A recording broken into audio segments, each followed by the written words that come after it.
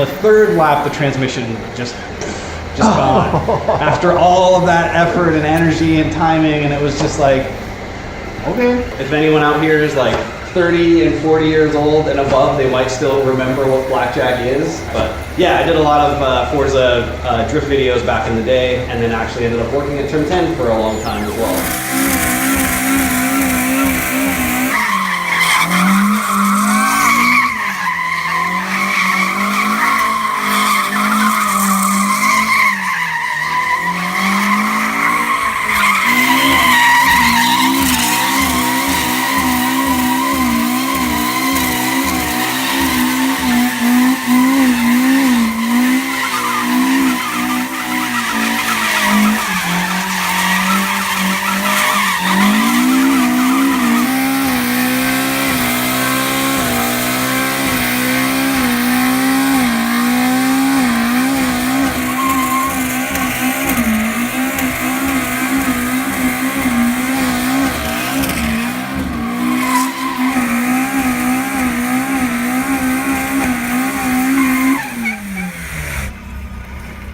It's still smoldering.